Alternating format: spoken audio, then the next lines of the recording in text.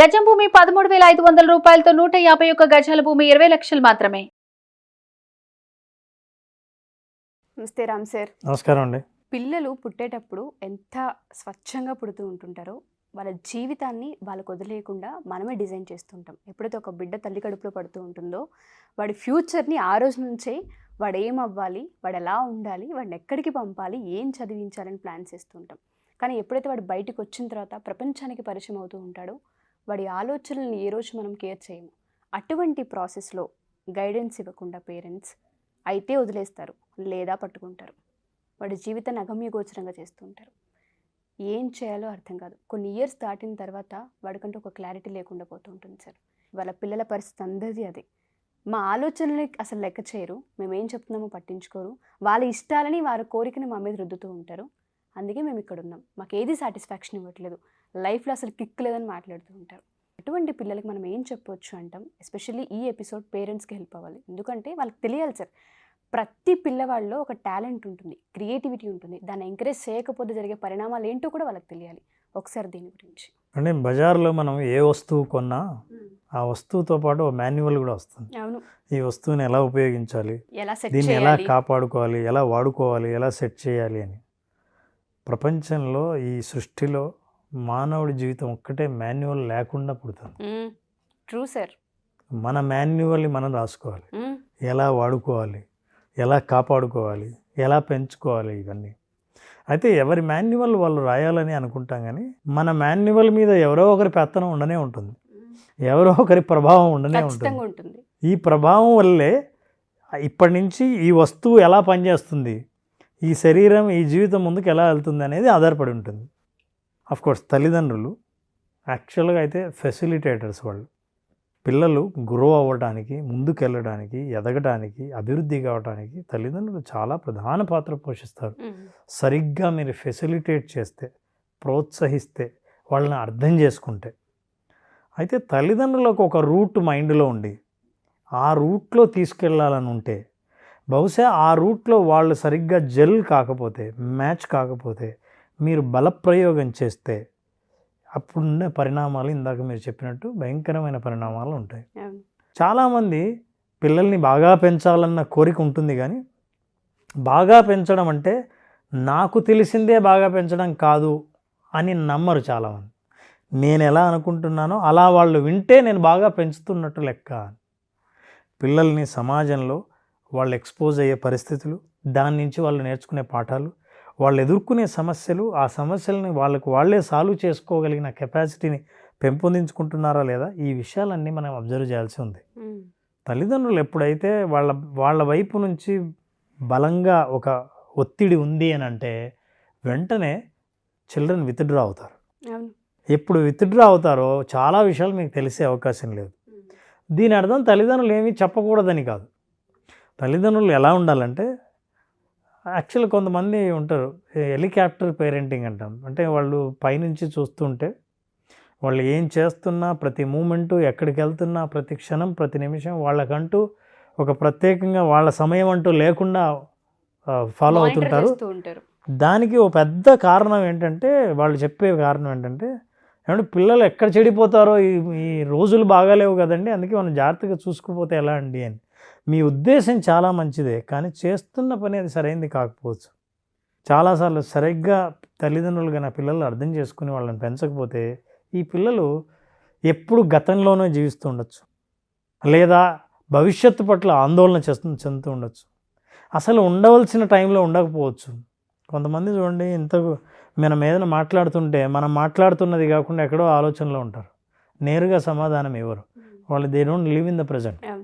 So తల్లిదండ్రులకు మనం చెప్పాల్సింది అంటే, పిల్లలు ప్రజెంట్లో ఉండి ఈ సిచ్యుయేషన్ని ఎలా పూర్తిగా అర్థం చేసుకోవాలి, అవగాహన చేసుకోవాలి, నేర్చుకోవాలి. వాళ్ళు గతం భయంలో ఉండడం కాకుండా, ఇప్పుడు గతం అంటే ఎట్లాంటిదంటే, ఫర్ ఎగ్జాంపుల్ ఇది వేస్ట్ పేపర్ అండి. అయిపోయిన రోజులు, అయిపోయిన అనుభవాలు, అవి దాని నుంచి పాఠం నేర్చుకున్నాక ఆ సంఘటన వేస్ట్ పేపర్. పాఠం నేర్చుకోవాలి. So you have to learn. So అందుకే failures are the stepping stones for success అంటారు. No, failures are not stepping stones for the success. Learning from the failures are the stepping stone. మీరేమీ గతం నుంచి నేర్చుకోకుండా నేను ఎన్నిసార్లు 10th క్లాస్ 10 times ఫెయిల్ అయినా సరే నేనేం సక్సెస్కి స్టెప్పింగ్ స్టోన్ అవ్వలేదే అని అంటే ఇంకో 10 సార్లు మీరు ఫెయిల్ అవ్వచ్చు.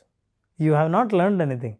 మీరు ఏదైనా పాఠం నేర్చుకుంటే గతం ఇది మొయ్యవలసిన అవసరం లేదు, ఇది వేస్ట్ పేపర్, దేనికి పనికిరాదు. చూడండి, దేనికి మనం రాద్దామన్నా పనికిరాదు, ఏవో పిచ్చి గీతలు అన్నీ ఉన్నాయి. అది అనుభవం నుంచి మనం నేర్చుకున్నాం, మనకు సరిపోయింది. అందుకే ఇది వేస్ట్ పేపర్ లాగా తీసేయాలి. మనం చూడవలసింది ఏంటంటే ప్రజెంట్. అసలు ఇవాళ పేపర్ ఇవాళే పనిచేస్తుంది. ఈరోజు వార్తలు ఈ రోజుకే పనికి వస్తాయి. మీరు సడన్గా ఆశ్చర్యపోయి అవునా అని చూస్తే ఇది పాత న్యూస్, ఎవరో చచ్చిపోయి ఉంటారు, ఆ వార్త చూసి అవునా అంటే అది అయిపోయింది ఆల్రెడీ. తర్వాత గవర్నమెంట్ తీసుకున్న నిర్ణయాలు చూసారనుకోండి, అరే ఇది ఎప్పుడు తీసుకున్నాను, ఇది ఎప్పుడో పాత లాస్ట్ ఇయర్ది. సో ఇట్లాంటి ఏదైనా సరే ఈ న్యూస్ పేపర్ అనేది ప్రజెంట్. ఎందుకు ప్రజెంట్ అంటే ఇది ఈ రోజుకే పనికి వస్తుంది కానీ రేపటికి పనికిరాదు.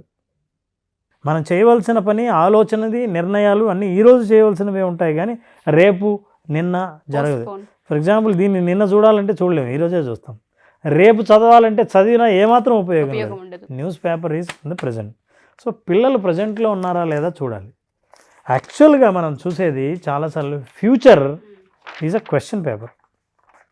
క్వశ్చన్ పేపర్ చేతిలో ఉన్నప్పుడు చాలా జాగ్రత్తగా ఆలోచించి ఆన్సర్లు చేయాల్సి ఉంటుంది. భవిష్యత్తు కనుక క్వశ్చన్ పేపర్ అయితే మీరు ఎలాంటి క్వశ్చన్ పేపర్ని, ఈ క్వశ్చన్ పేపర్లో మంచి మార్కులు వచ్చి మనం లైఫ్లో లేదా మన సెషన్లో బాగా రాణించాలంటే ఆలోచించి ఆన్సర్ చేయాలి. కాబట్టి ఆలోచించడానికి, భవిష్యత్తును ఆలోచించి నిర్ణయాలు తీసుకోవాలి.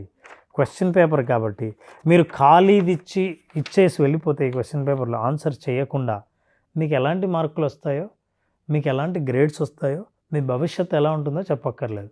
కాబట్టి భవిష్యత్తు గురించి ఆలోచించకుండా తీసుకునే నిర్ణయాలు ఏ ఆన్సరు లేకుండా ఒట్టి ఖాళీ పేపర్ ఇచ్చినట్టు ఉంటుంది. So this is a question paper. You have to see as a future.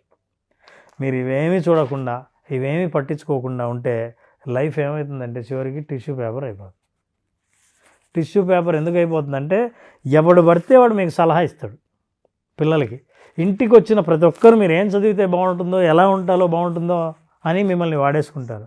లేదా మీకు ఏ జాబు రాకుండా, సరైన మార్కులు రాకుండా, సరిగ్గా చదవకుండా, మీ కాలాన్ని సద్వినియోగం చేసుకోకుండా మొబైల్ ఫోన్తో వేస్ట్ చేసి, బెట్టింగులతో వేస్ట్ చేసి, క్రికెట్ మ్యాచ్లతో వేస్ట్ చేస్తే జీవితం టిష్యూ పేపర్ అయిపోతుంది. అప్పుడు ఏంటంటే ఏ జాబ్ వస్తే ఆ జాబ్లో మిమ్మల్ని తీసుకొని ఇవ్వాల్సిన జీతం కంటే తక్కువ ఇచ్చి మిమ్మల్ని టిష్యూ పేపర్ లాగా వాడతారు. అయితే నేను ఇచ్చే సలహా ఏంటంటే మనిషి life you have to live in the presence. Mindfulness అనేది ఉండాలి. మైండ్ఫుల్నెస్ అంటే జరిగే ప్రతి సంఘటనని ఎంజాయ్ చేసే వైట్ పేపర్ లాగా ఉండాలి. ఇది మైండ్ఫుల్నెస్ అంటే ఏంటంటే స్వచ్ఛంగా, స్పష్టంగా, కంప్లీట్గా వైట్ పేపర్ మన చేతిలో ఉంది. ఇప్పుడు మీరు ఏం రాసుకుంటారో అదే మీ జీవితం. రాసుకునే అవకాశం ప్రజెంట్లోనే ఉంది, ఈ క్షణంలో జీవించడంలో ఉంది. అయితే తల్లిదండ్రులు పెంచే తీరుని బట్టి పిల్లలు ఎప్పుడు గతంలో జరిగిన అనుభవాల గురించి బాధపడుతుండడమో, భవిష్యత్తులో వచ్చే రిజల్ట్స్ గురించి ఆందోళన చెందుతూ ఉండడమో చేస్తే వాళ్ళకి మైండ్ఫుల్నెస్ అనేది తెలవదు. అది ఏ వేస్ట్ పేపరో, న్యూస్ పేపరో అయిపోతుంది తప్ప ఎప్పుడైనా సరే ఫ్యూచర్లో రాయాల్సిన క్వశ్చన్ పేపర్కు ఉండాల్సిన స్టేట్ ఆఫ్ మైండ్ ఏంటంటే మైండ్ఫుల్నెస్.